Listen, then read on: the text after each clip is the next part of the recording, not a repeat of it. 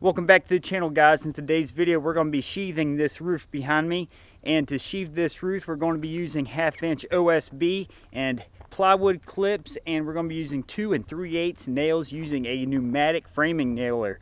And today's video, it's going to be important to stay safe, so let's get started. For those of you new to this channel, my name's Josh. This channel is all about building your own house and saving a ton of money, so be sure to subscribe if you're into that, and smash that like button if you get any value out of this video, and ring the bell so you get notifications every time I release a new video. I'm going to walk around back here where I'm going to be sheathing, and this front part that I just showed you, we're not going to be doing that till later. We already got started on the back the other day. And one thing I wanted to tell you is you need to make sure you get a great chalk line started. So in order to do that, you measure up 46.5. I'm going to show you that. All right, here I am measuring up 46.5, and the reason why you do 46.5 is, as you can see there on the end, there's no fascia board, so the 46.5 is allowing for the fascia board that is not there. So once that fascia board is there, there's going to be an 1.5 inch overhang for it to butt up to. So there I am, just tacking a little nail since I'm up here by myself, and I got to walk it across these joists here. And if you notice, there's no header underneath this porch. It's because the cantilever is over 6 foot, because the trusses are designed to allow that. But I'll warn you, if you don't have the header on there before you set the trusses, they're very flimsy until you get the sheathing on. So be very careful if you do this.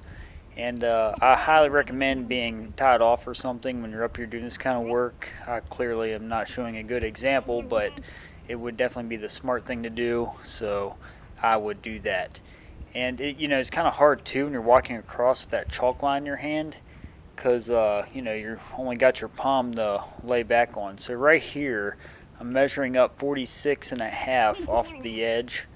So that way I have a place for someone to hold their finger on, because you don't want to extend it all the way out, clear the edge with that long a span, because if you do that, the string line has a tendency to sag. So if it sags, let's say 1/4 inch with that long span, you're going to have a dip in your sheathing when you're running it, because you got to use a chalk line for your reference. So what I'm doing, I'm telling Dad right here to, hey, I'm going to get to the edge.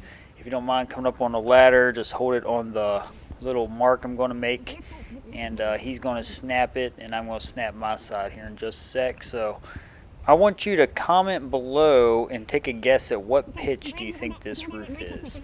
And also, if you would, just let me know what kind of videos you would like to see. That would be helpful in what I create for people if I know exactly what you want.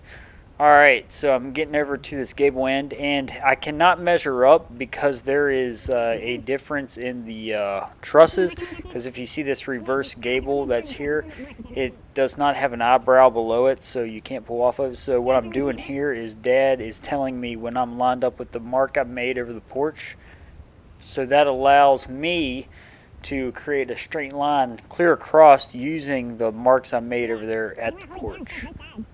So after we get this chalk line done, if you watch, I'm getting ready to measure for the first piece of sheathing that goes here. So this first piece has a little angle at the very end, but what I'm going to do is measure right here the width of the piece that goes between, and that way I know exactly how wide. And I skipped forward to where it was cut. Gerald handed this up to me after he cut it. You can see we had one piece cut, I believe. I remember the measurement being like 33 inches. But anyways, if you see that little peak there, that's because there's a valley going to be coming down through there. So if you have two gables coming together, there usually creates a valley. So that's what's going on there. And now if you look, I'm just trying to get my 2 foot on center marks here in just a sec. But first I line up the dead center of the truss, and the break is right in the middle of the truss, so that way we don't have to put blocking or anything weird to catch the edge of the sheathing. So that's what you do to install the sheathing. And if you look here, we're shooting the nails about 6 inches apart on the edges. And oop, I had one miss there. I had to peg it down through into the truss. But You nail the fields about 8 inches apart. Some people say 10. I go with 8. I think 8's just a little better. I mean, if you think about the sheathing on your walls and your roof is actually a lot of shear strength on the walls and everything. So it's pretty important that you get these nailed off correctly. So here I am pulling the truss over to the 2-foot mark and nailing through there and pushing the truss over where it goes. And sometimes, depending on which way the truss has to be pushed, which side you might want to shimmy over to. But your first row, you got to kind of work off the trusses like this. But after this first row of sheathings on, you can get on top of the sheathing and move a little quicker. But your first row, clearly you don't have a row to stand on. But I usually get a couple rows tacked and jump up on the sheathing and nail the rest off. And here I am plumbing up the side of the gable end. It's important to keep that sucker plumb as you go, and put a string line on the edge of the gable, but I did not have it on yet. So what I will do is after I get another couple rows on, go ahead and make sure I get my string line on so I can start working the string line as I go. And just a word of advice, don't nail your gable end immediately. I would just tack it, just put a couple nails in it, because sometimes you do got to manipulate that gable to be straight. So here we are plumbing it up, and the gables are like the worst part of building a house, I swear. Sometimes you will be fighting these things for hours to get looking good, and if you don't believe me, ask any experienced carpenter and they will agree with you.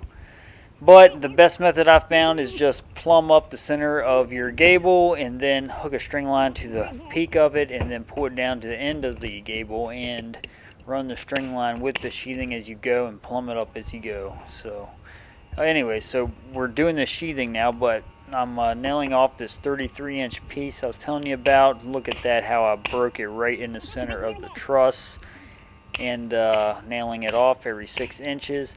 And be careful that air hose doesn't get in your way as you're going up through there. That thing is slick like ice if you step on it. And yes, I have stepped on it and not fell off the roof, but be careful. Alright, so you can just see me there pull my 2-foot on center marks. You can just keep pulling off truss to truss. And this sheathing is actually meant to gap about a 1/16, so just leave just a hair between each sheet. So here we go. We got the first row halfway on. And now we're just pulling up a bunch of sheets to have ready. If you look down below, there's a guy handing me up some sheathing. This guy is actually a kid from high school. He comes over after school and gives me a hand for a learning experience more than anything. And I always tell him, if I'm the excellent laborer, you're considered the typical laborer. But I'm just kidding. But yeah, this kid, he's great. He's a big help. Strong as a bull too, I tell you what. But as you can see here, I'm scaling back over across to the other side of the porch because I need to finish up this piece of sheathing to end this row. And now over this porch we're at full sheets, and here's how you set a piece of sheathing by yourself when you don't have any help up on the roof. So you got to come up through a truss like this, or between two trusses I might say, and plop it up onto it by flipping it. Watch this technique right here. You grab it. Yep, you're grunting, you're grabbing, you're pulling, and you're shifting, and you're trying to get this thing where you want it. Then you get it about where it's going to go, and then you body slam it onto the trusses. And then what you do, you just kind of shift it down where you need it with one hand, and then you, at some point here soon, you're going to have to grab your nail gun and get it positioned, because once you get it to where you can tack it, you need to be able to grab that nail gun with ease. So here I am, I'm getting the edge lined up, bang, bang, got it leveled with the other one, and I'm looking back and forth, wondering what I'm doing up here. No. So I get it lined up with the chalk line. You can see me tacking the edge, just kind of hold it square. And I got a hook on my gun so I can just clip it on the side of the sheathing. And then I get my 2-foot on center marks, really critical. And depends on your truss layout. Some of them are 16, so you got to look at the layout of your trusses. And here I am just tacking my 2-foot on center marks and just nailing away every 8 inches apart. It actually might have been only 6 inches apart. I'm nailing this first row pretty heavy for some reason. And you can see I was adjusting the depth of my nail gun there, because you do not want to sink these nails too deep, because they won't hold like they should if you sink them too deep. And then here we go, nailing the edge really heavy. And I just wanted to give you a detailed view of what you do on that first row, because it's definitely the hardest row out of the whole sheathing process. And what I'm doing here now is getting a measurement here, because we're going to some reverse gables now, but yet we got to keep our line level. I'm getting some measurements, and I'm going to yell down to the typical laborer below me and telling him what I need what ripped down to. So I'm going to say, hey, I need that 1.5 OSB ripped down to 33 inches. And if you look here, I'm resuming my nailing as he is ripping that down, because it's all about production. I'm building these houses on my days off from work, so I don't have time to mess around. It is serious business when I get out here. But if you look there, I had a nail veer off to the edge again. I had to smack it back into the edge so it wasn't sticking out in the way of the other sheathing. And there's that air hose you got to be careful you don't slip on. That thing is always in the way. I've always been wondering if I should get a battery framing nailer, but I'm afraid if I do, it won't have enough juice to last to nail off sheathing and whatnot. So I think it'd be good for framing small jobs. But as far as doing something like this, I don't know if a battery nailer would do what I needed to do. But it might. I don't know. I'd have to try. Let me know in the comments below if you've used a battery framing nailer and if it is worth getting, and if you can nail sheathing off with it. Okay, so I put the plywood clips down like you just seen me do. I'm laying the sheathing down, and these plywood clips never line up like you want them to. So you got to mess with them, trying to get them lined up with the other piece of OSB. And here I am. I tack the left side first, then I come over to the right side of the sheathing and get it pecked down a little bit, because those plywood clips will shift it up some. But give it a couple little pecks, then nail that edge off where it breaks on the truss, and then I go back to my other side and finish nailing off that seam there.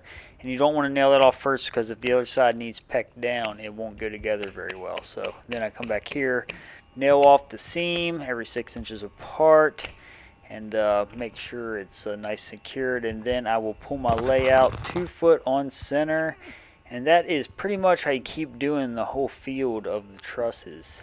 And the gable ends are a little different, but as far as the bulk of the sheathing, you do like that. Then I'll pull it over to the layout, peck a nail in the top, and then shoot off the whole truss. Bang, bang, bang, bang, bang. It's over before you know it. And then after that, hopefully my typical laborer down there has those pieces ripped down. And this kid has construction class, and he's learned a lot, and he's very helpful. I'm very thankful to have him come out on the job. So there I am yelling down some measurements, or checking to see if he got it done yet. And if he said, hey, I'm still working on it, I figured, hey, might as well get ready to lay another full sheet while he's doing that.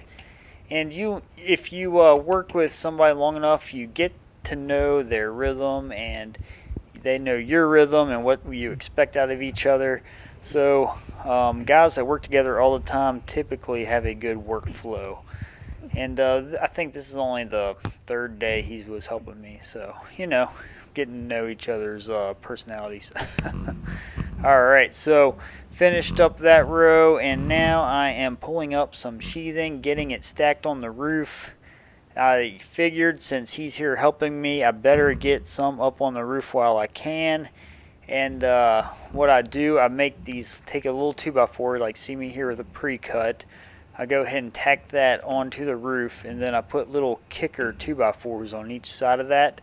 If you can see there at the bottom of the screen, there's one already built, and that's my face coming in the screen. But yep, just stacking about 5 sheets on each one of those. You don't want to overload on the trusses, so you want to only put about 5 sheets at a time on any section of the trusses. And I actually don't think the truss manufacturers recommends doing this at all, so do it at your own risk. Alright, so that was the end of the first row on that side of the house, and here's some bonus footage I made. This is on the back side, and I had a bunch from the other day. Here's me by myself. There wasn't anybody around, so figured I'd come up here and show you this side of the house. Alright, so I'm just doing what I was doing on the other side, except I'm clear up to the top this time. And I pushed it up and slid it right down into those plywood clips, and of course they give you a fit like always, and I'm fighting them. Got them in, and here I go. Nope, I had one left. Holy cow, these things are just a pain in the you know what. Now if you do 16 on center, I don't know if you need plywood clips. I never did 16 on center trusses, but that's something to look into if you don't want to deal with plywood clips. And I do know that some people will use 5/8 roof sheathing, which I don't think you need plywood clips for that either, so just something to think about. Alright, so here I am making sure I got my plywood down where I want it, nailing off the edge. Look how exciting this is. I know everybody's excited to do this on their project. Here I go, nailing every 6 inches on the edge. There's my level because I used it leveling up the gable end once I got to it the other day. Alright, set my nail gun down, looking around, getting my 2 foot on center marks. Here I go, and just again, it's the same thing over and over again on the bulk of the roof. Then you nail it off. So if you need to learn how to do sheathing, this video is going to be very helpful. Again, it's not very complicated, but it's something you should probably watch if you're going to be doing sheathing for the first time. And if you notice, sometimes the nail gun doesn't sink the nails all the way, and I just got to peck them in. I'm just running faster than the air compressor can keep up with me. Here's the peak of the roof if you're curious. And here I am adding plywood clips. And if you have ever had to do sheathing before, you will know that it's very important to have either sheathing up on the roof or somebody available to hand it to you. But alright, here I go, carrying this next sheet up, sliding it. Oh, is it a body slam this time? Nope, it's a nice, simple, easy lay down method. Sometimes if you lay the bottom of the sheeting down on the plywood clips and kind of slide it in as you're dropping it is a good technique as well. But this sheathing I had was kind of bowed up, so it didn't work out that well, so I had to maneuver it in from the bottom with the clips. So here I am tacking it in place. Layout's looking good. And those are piggybacks, if you're wondering. These trusses came in 2 sections because they were 50-foot trusses, so the piggybacks went on top of the bottom base of the first section of trusses. It was the first time I ever did it. It was very interesting. I really wanted to make a video on setting trusses, but I was so busy that day I just didn't have time to. And actually, I was wanting to leave some footage because I did get a couple clips of me working on the trusses, but I didn't have a video to put them in, and I would add them to this video, but it's already 20 minutes long, so I didn't want to put it in this video and, you know, have it 25 minutes long, because I've learned that the longer the videos, it's harder to keep people clear to the end anyways. So if you made it this far, you're a die-hard Excellent Labor fan, and I appreciate it, and I really do. It means a lot to me. I actually started this YouTube channel when I didn't think anybody would watch it, so meaning you're this far into the video, I love you for it, so thank you. Alright, here's the strips that go on top of the roof. I had these cut the other day and got them up on the roof so that way they'd be ready to go. You don't want to have to be running up and down the roof cutting things, so best thing to do, cut in bulk while you're down there. Get it up on the roof so you don't have to make as many trips up and down. And here I am just tacking it, and that was a nail puller you seen clip there. I was doing something with these piggyback trusses the other day, so if you're wondering what's there, there I am hammering down the nail that was sticking out. And again, as you can see, it's not that complicated, but it does take some skill. It's not something you're going to do and be good at the first time setting trusses. So And man, setting these trusses were a pain. I was dreading it. And after I had a carpenter helping me a couple days get the trusses set, and he was helping me do the piggybacks and stuff. And I was very thankful for him because I learned a lot from him. He's done them a handful of times, so it was definitely very helpful. And it's actually not nearly as bad as you would think it would be. It's just, it's just weird to think about trusses setting on top of trusses. I've never seen anything like it. I actually didn't know they could even do that until I built this roof. If I did it ever again, honestly, I probably would have built the roof different.